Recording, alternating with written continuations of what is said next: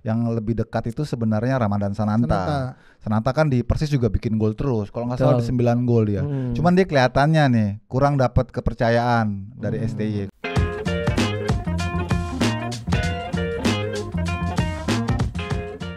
Skuad Garuda tetap punya asa dan kita akan selalu dukung mereka. Bersama gue Doni Zola dan Rais Adnan di Discord diskusi olahraga bareng Rais dan Donzol, dan sudah ada Bang UK.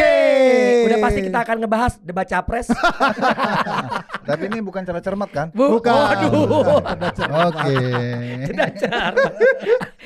Langsung tajam. Langsung tajam.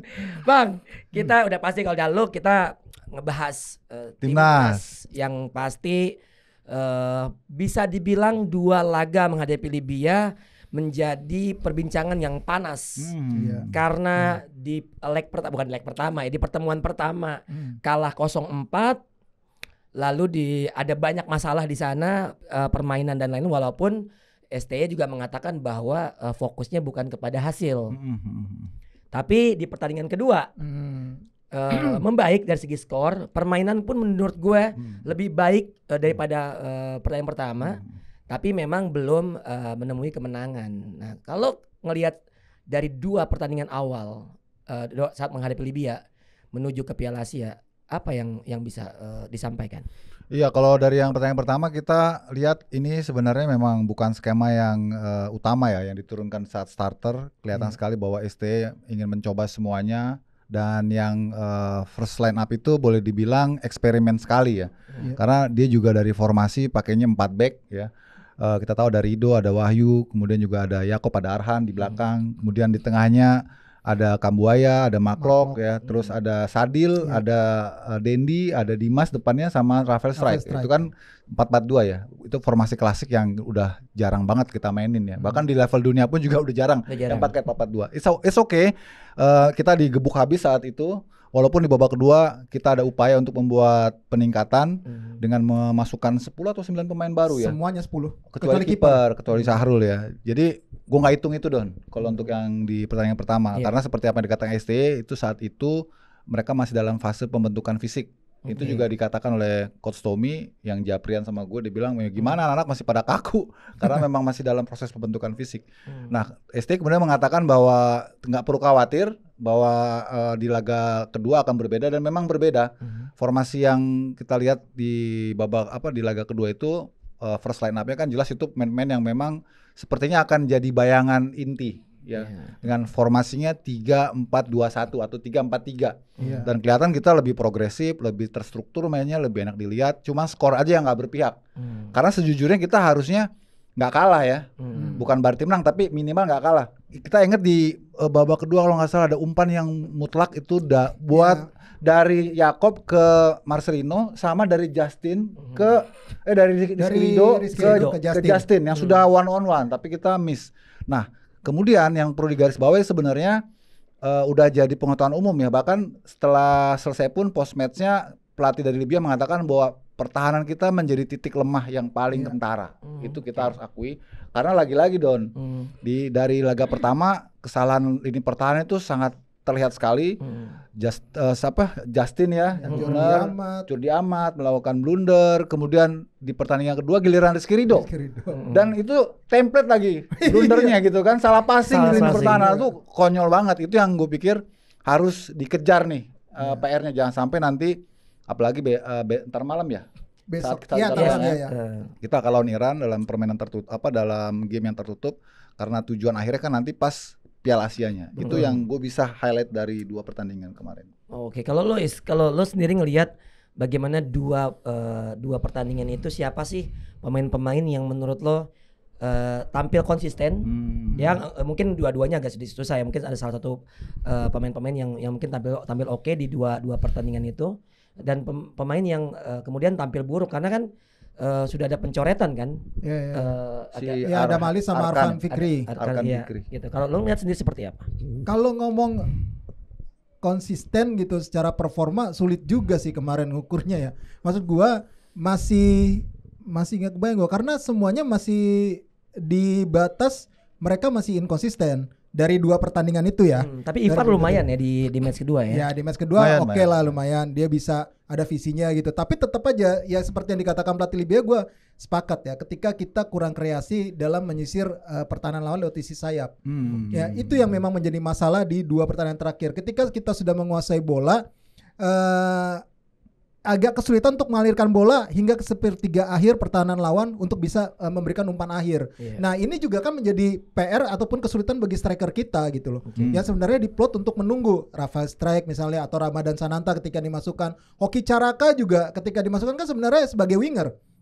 Bukan sebagai striker utama gitu. Ya ini para pemain ini yang sedang dicoba. Bahkan Witan pun dicoba di posisi back sayap kanan kan. Nah yang gue pertanyakan adalah kenapa Asnawi gak main di 2 pertandingan uji coba itu? Ya gue juga nggak tahu. Iya, agak mungkin aneh kondisi fisiknya atau. Iya, gue masih belum dapat kabar kenapa ya Asnawi nggak main. Tapi pada saat latihan gue lihat di sini kakinya ada bebatan tapping banyak banget gitu loh. Ya itu yang agak mempertanyakan gitu. Apakah kondisi Asnawi fit atau enggak? Nah ini kan kita berharap sih dia bisa fit ya gitu. Apalagi ketika di laga perdana gitu. Terlepas dari itu, Yakob Sayuri bermain baik. Yakob betul.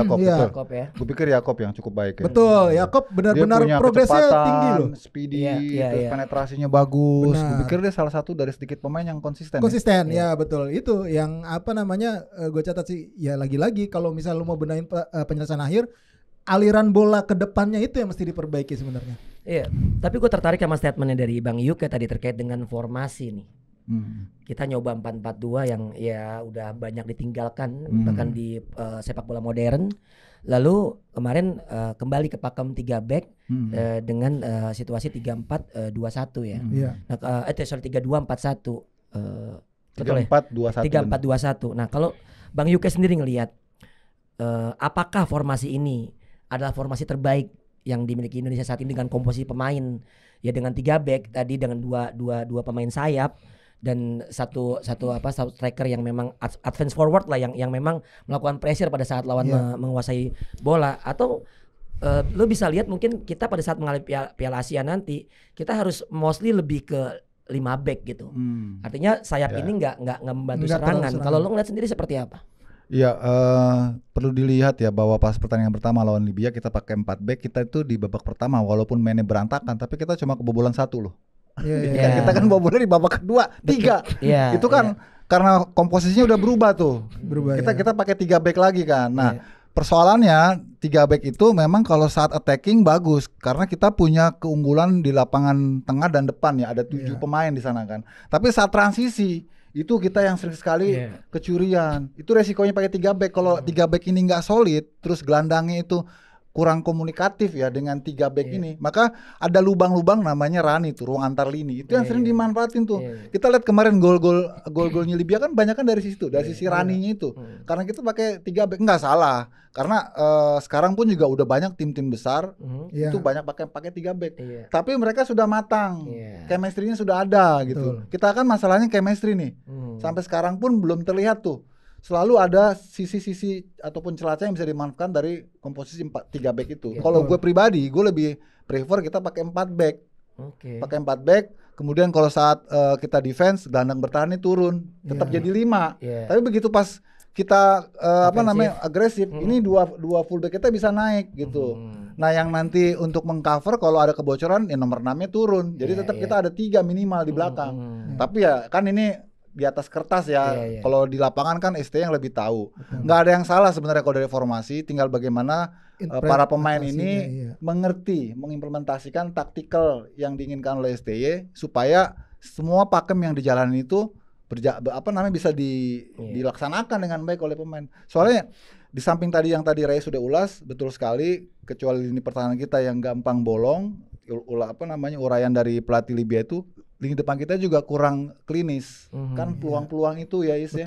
Di samping nggak mampu bisa sampai ke target, di penyerang lubang kita ini juga selalu gagal manfaatin kesempatan. Ya kayak tadi gue bilang ada Marcelino, tiba-tiba Yakob bisa melakukan cutback, dia gagal. Terus Rizky Ridho dia masuk sampai ke daerah pertahanan terus kirim umpan terupas tapi Justin gagal juga. Jadi memang kalau dengan formasi 3-4-3 itu satu striker itu sebenarnya untuk jadi tembok sebenarnya untuk kasih ruang buat second line masuk, second ball yang ambil gitu. Itu yang menurut gua ya harus dimatengin lagi gitu. Benar.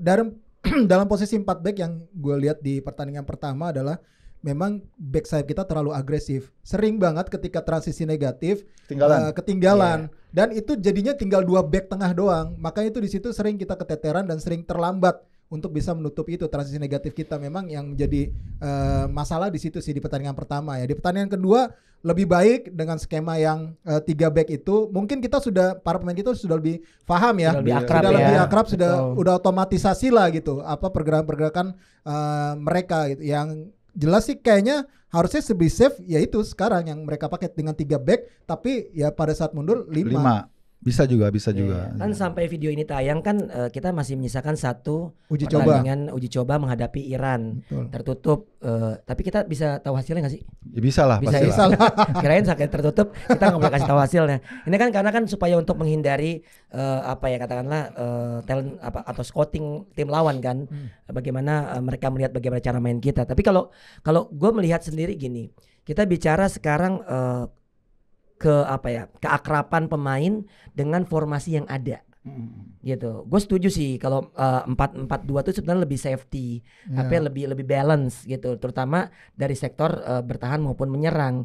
Tapi setuju dengan yang Rais bilang tadi, fullback kita nih harus tahu nih, lo jadi inverted fullback atau support attack atau seperti apa gitu kan. Jangan sampai pada saat transisi defensive midfieldernya atau gelandang tengahnya kan juga harus mengcover kan. Berapa lama mereka melakukan delay untuk si fullback itu kembali. Itu yang gue lihat bocor 3 gol di babak kedua banyak. Ya sebenarnya gol pertama pun sebenarnya kan counter attack Libya juga cepet banget gitu. Bahkan sebenarnya kalau misalnya bisa dibilang kita 4-0 aja masih beruntung karena ada beberapa momentum peluang-peluang Libya itu sangat luar biasa saat itu. Tapi kalau kita bicara Sahrul Trisna di pertandingan pertama menjadi penjaga gawang yang tidak tergantikan dengan 4 gol. Tapi bagus dia sebenarnya. Gol-gol susah itu. Gol-gol yang layak gol. Gol-gol yang layak gol. Kiper nggak bisa apa-apa itu. Gitu. Nah kalau di pertandingan kedua Hernando bagus. Berapa kali bikin save penting ya. Itu. Nah lo kalau melihat sendiri nih Sahrul Trisna, Hernando sama satu lagi Riyandi. Siapa nih yang layak? Karena kan kita bicara usia mungkin Sahrul yang paling senior ya. Nah tapi kan Hernando nih bisa dibilang dalam beberapa kali setiap STY pegang tim nih, Hernando ini jadi pilihan yang menurut gue selalu konsisten lah di tangan STY ini.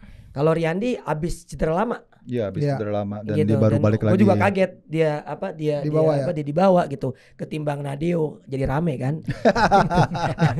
Tapi memang Nadeo tuh by the way langsung ya downgrade-nya jauh ya. Habis dimainin terus habis itu dibuang. Iya, langsung. Itu nggak sempat dilepeh ya. Aduh, nggak turun pangkat dulu dari cadangan. Betul. Langsung dibuang, gila. Langsung tercoret, bener-bener tercoret ya.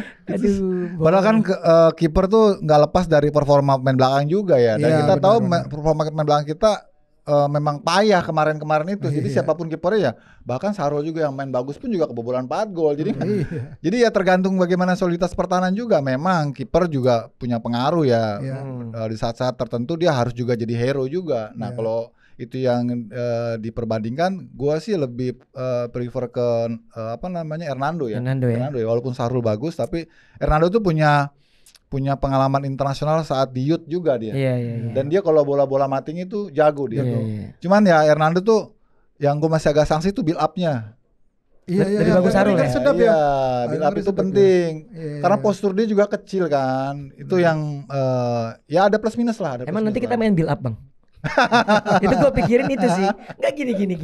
Kalau lo lihat dari yang pertandingan pertama, pertandingan kedua yang kita ditekan terus masih berani main di bawah, berarti kan main build up. Iya. Gue sih gini ya. Sebenarnya sekarang dengan sepak bola yang ada sekarang, kita main build up itu adalah banyak tim yang level kayak City gitu kan main build up, bahkan Chelsea yang nggak level atasnya juga main build up gitu kan. Tapi maksud gue gini, kita kan harus ngelihat ya. Pertama komposisi pemain apakah siap dengan itu semua. Tadi kan lo bicara Hernando Ari aja masih agak deg-degan ketimbang Sahrul Trisna, mendingan Sahrul Trisna untuk build up. Kalau dari segi kemampuan ya untuk ketenangan dalam pada saat bola di back pass ke goalkeeper. Tapi kan maksud gue gini, kita bicara bermain pragmatis seperti PSM Makassar juara itu, bahkan tadi malam kan gue ngobrol sama pelatih kiper PSM, memang si Fernando Tavares itu tidak mau memainkan build up bukan karena dia tidak mampu. Tapi dia melihat komposisi pemain yang ada, defendernya nggak bisa main seperti itu. Jadi kan harus realistis ya. Sebagai pelatih kan harus melihat itu juga ya gitu. Tapi ya kembali lagi kalau emang gue ngeliat di Libya saat menghadapi Libya memang ada build up di sana. Tapi gue juga statement dari Bang Yuk ya terkait dengan Hernando Ari itu juga agak deg-degan. Kalau menurut lo sendiri perlu nggak sih build up? Oh, dalam permainan sepak bola situasi mengharuskan semua bisa melakukan itu. Karena ketika kita misalnya nggak dalam pressure ya, kita harus main dari bawah lah. Kita harus coba merangkai permainan dari struktur yang paling dasar kan, supaya kita ada bentuknya. Kok langsung aja ntar jadi sepak bola semoga mudah-mudahan nyampe, mudah-mudahan kagak. Tapi kalau memang ada resikonya. Di pressing ada risikonya. Nah, kalau kita di pressing baru kita boleh main pragmatis untuk kita bypass kan ke depan kan. Betul. Ya itu memang kita harus bisa, walaupun tetap ada porsinya. Berapa persen kita main build up, berapa persen kita lebih. Berarti mengikuti dari situ sendiri ya situasinya. Karena setuju memang kualitas pemain juga ikut menentukan style of play kita. Kita mau main lebih cepat vertikal atau main build up gitu loh. Dan melihat dari komposisi pemain yang kita miliki, kualitas individu kita kan ini kan sebenarnya bagus-bagus ya. Kualitas individu ya. Ini kan pemain-pemain yang sudah banyak tampil di luar. Betul. Harusnya secara skill udah nggak perlu diragukan lagi kan. Tinggal bagaimana membuat mereka padu. Terus chemistry baik.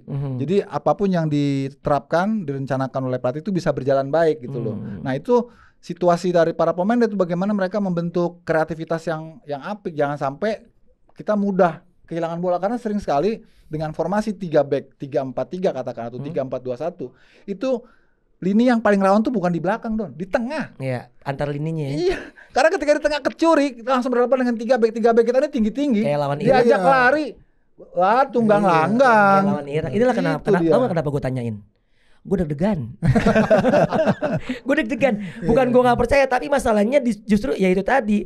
Lu inget gak saat lawan Irak, Mark Locke dia lepas langsung ada gol segala macam. Kan? Itu dia maksud gue nih sebagai pecinta sepak bola Indonesia jadi mikir-mikir gitu, maksudnya kayaknya nggak usah build up dulu deh, kayaknya kita belum bisa menerima tekanan deh gitu. Kalau lo ngeliatnya gini, ada komentar dari pelatihnya Libya menarik adalah gue tahu beberapa pemain lo main di klub Eropa, terus mereka menunjukkan kualitas ketahanan dalam bertahan, dalam tekanan maksudnya ketahanan. Jadi tahan tekanan, jadi mereka tenang ketika dapat tekanan. Sebenarnya keuntungannya seperti itu karena mereka sudah biasa bermain build up ya, kayak misalnya Jordi, Justin Hapner. Walaupun waktu terlalu pede waktu si Justin blunder itulah ya, ada lah miss. Justin lupa bahwa main di timnas Indonesia bukan di Wolves. Kagak. Justin itu mampu, baru datang sih kemarin mampu menahan tekanan dari lawan, tapi netizen nggak mampu, susah. Netizen nggak mampu. Tapi memang butuh proses sih. Kalau melihat dari kualitas yang ada seperti yang Bayu tadi juga bilang, memang secara individu kita oke. Tinggal bagaimana menumbuhkan kepercayaan diri. Ini sebenarnya masalah kita gitu loh. Udah inferior duluan sama lawan.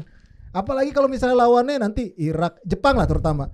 Kan kita tuh udah pasti ditaruh di paling bawah gitu loh. Kebayang di pressing Mitoma gue.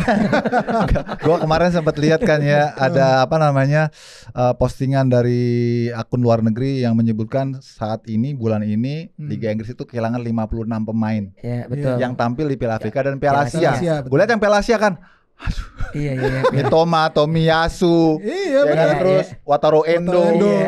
Ini lawan kita nih, nggak salah nih gitu ya.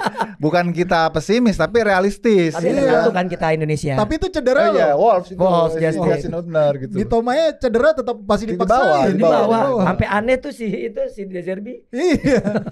Sama pelatih Jepang. Karena kan Jepang juara bertahan ya? Enggak Bang. Juara bertahan kan Qatar. Qatar. Iya. Qatar. Jepang terakhir 2011. Iya.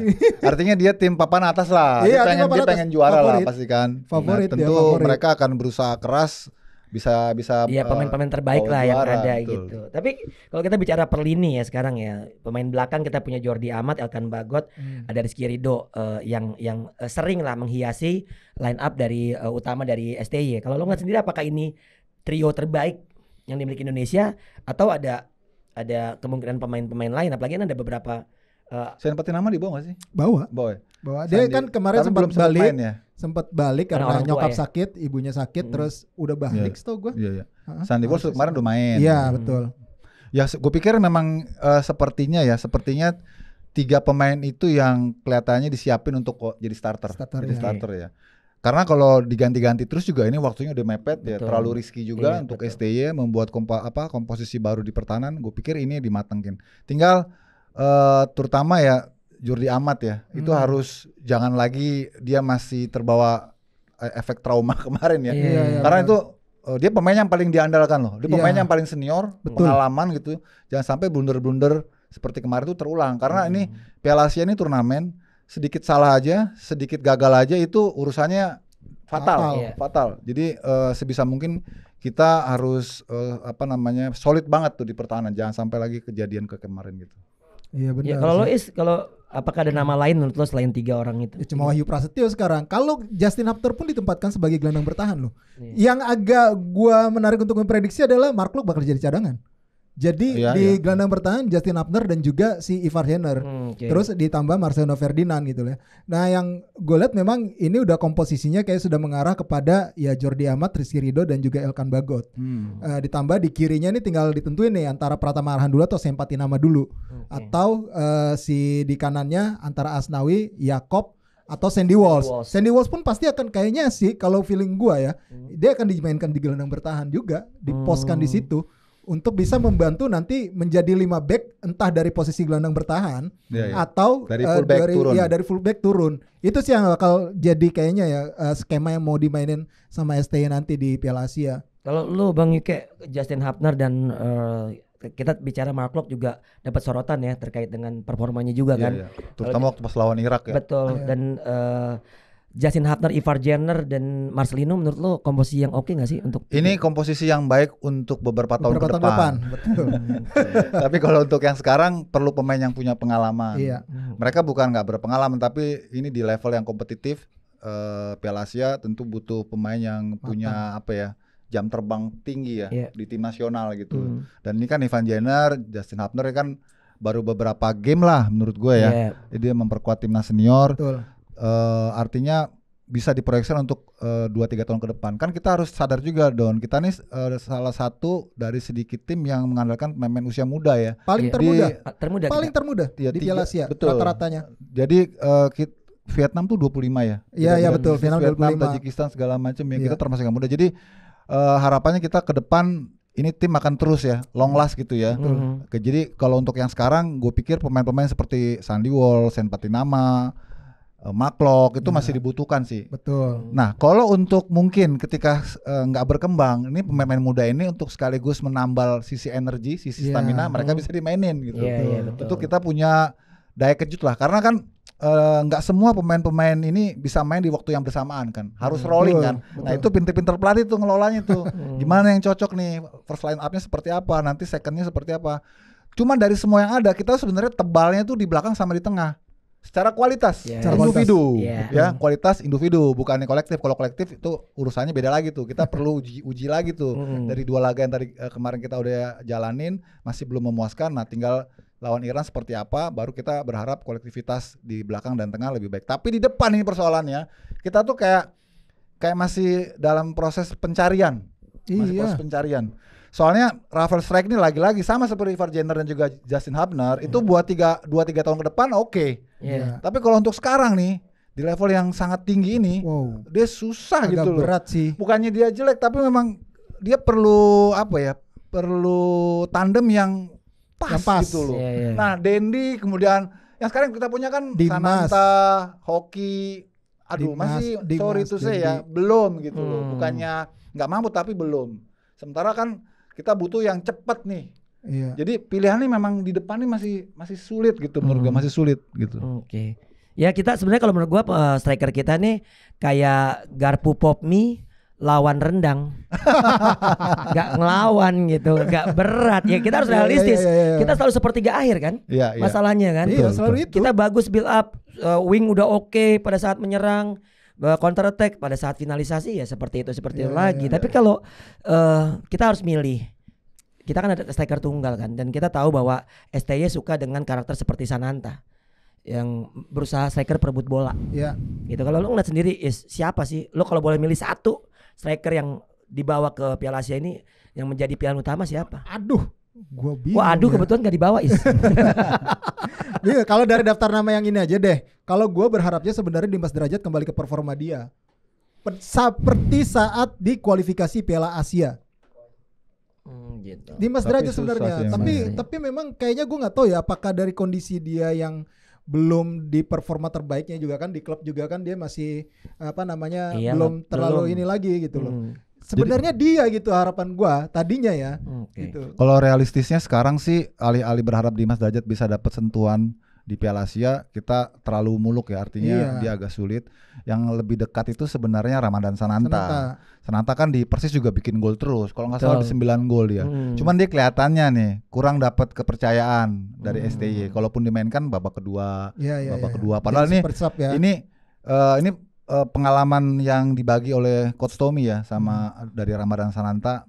Dia bilang saya itu tipikal pemain yang harus main duluan supaya dia dapat kepercayaan gitu loh. Supaya dia bisa langsung jalan beriringan dengan irama permainan tim. Tapi kalau dia datangnya belakangan, itu dia kayak harus adaptasi dengan ritme permainan yang udah berlangsung. Jadi dia sempat ngeluh gitu tuh. Saya tuh bukannya nggak mampu coach, saya tuh tipikalnya pemain yang harus main duluan. Supaya saya bisa ngegasnya bareng-bareng, supaya saya bisa nyesuaiin sama mesin itu bareng-bareng gitu. Tapi kalau datang belakangan dia beradaptasi agak susah. Kecuali Irfan Johari. Irfan Johari tuh kan ada tipe pemain kayak gitu. Pemain yang bisa jadi penggebuk di second half gitu ya untuk bisa mengubah situasi. Ada juga yang harus main dari pertama karena menyangkut kepercayaan diri. Kan beda-beda gitu. Makanya gue bilang ini sepertinya ST belum melihat bahwa Sananta itu punya keunggulan di situ. Soalnya dia nih striker ini kagak ada takutnya, tabrak-tabrak sama dia. Untuk nomor 9 tuh daripada hoki ya. Gua lebih cenderung Ramadan Sananta. Ya paling mudah kan lihat statistiknya aja di liga. Yang paling sering main siapa, yang paling sering bikin gol siapa ya Sananta. Gitu loh. Itu yang menurut gua harusnya dicoba. Kalau Rafael Strike itu bagus dari sisi pergerakan. Dia narik-narik lawan tuh bagus karena dia punya skill dribbling itu bagus.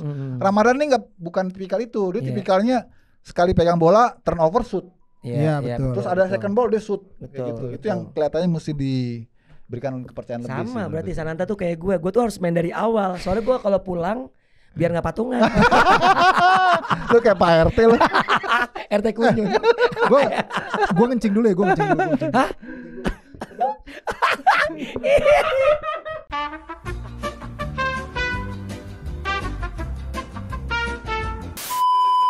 Oke, kalau tadi kita udah bicara lini per lini. Kalau lu punya line up terbaik nih Bang Yuke dulu nih. Line up terbaik goalkeeper. Goalkeeper Hernando. 3 back. Rizky Ridho, terus Jordi Amat sama Elkan Bagot. 2 gelandang. 2 gelandang itu Mark sama Justin Hubner. Kanan kiri kanan? Kanannya Asnawi, kirinya siapa namanya? Sain. Edo. Oke, 2 energik dia. 2 second strikernya ya. Di belakang striker. Marcelino sama ada Egy, ada Witan. Depannya Sananta. Rais.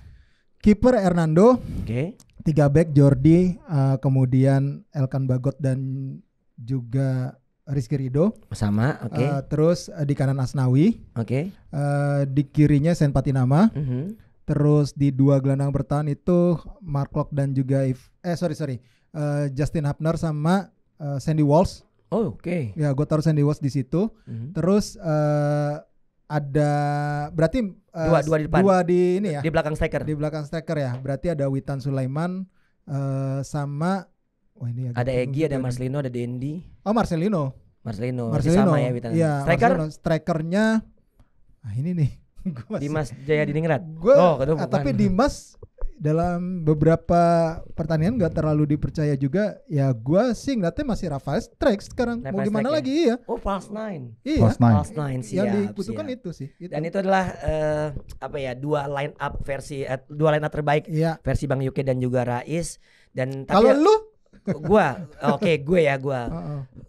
belakang Hernando, untuk kiper Hernando, Elkan sama Jordi sama itu sama. Gua cuman kanan gue Sayuri. Kalau kanan gue nggak tahu karena Asnawi takutnya nggak main. Takutnya masih cedera. Kalau gelandang gua kirinya siapa? Gua kirinya Sain. Sain berarti nama. Kalau gelandang gue mungkin gue tetap butuh Mark Locke sama Justin, gue setuju. Tapi Ivar mungkin bisa menggantikan kalau Mark Locke udah absen bensin. Gitu. Untuk dua itu gue lebih ke Egy Witan sama striker itu si Sananta. Sananta. Tapi gue mau tuh Marcelino tuh masuk tuh pada saat lawan udah kecapean gitu, karena Marcelino tuh kadang tuh suka bagian ngocok, penetrasinya itu bagus banget ya. Mungkin kalau coach ST lihat konten kita ya, mungkin bisa dipertimbangkan. Bingung juga, beda-beda lagi. Ada berapa yang beda? Yang gua aja. Oke, tapi yang menarik adalah Indonesia menjadi negara peserta Piala Asia dengan rata-rata paling muda. Iya, betul. Dengan ranking FIFA paling terbawah? Enggak, masih di atas Hongkong sekarang. Nomor 2. Enggak, Hongkong memang lolos ya? Hongkong di bawah. Berarti kita nomor 2 terbawah, tapi paling besar ekspektasi dari netizen. Itu dia. Benar. Ya, jadi ya gue suka sih dengan tadi yang Bang Juki bilang bahwa kita rata-rata paling muda. Iya. Artinya masa depannya cerah. Betul. Cerah. Pemain ini. Amin ya, bukan Kobul ya. Amin.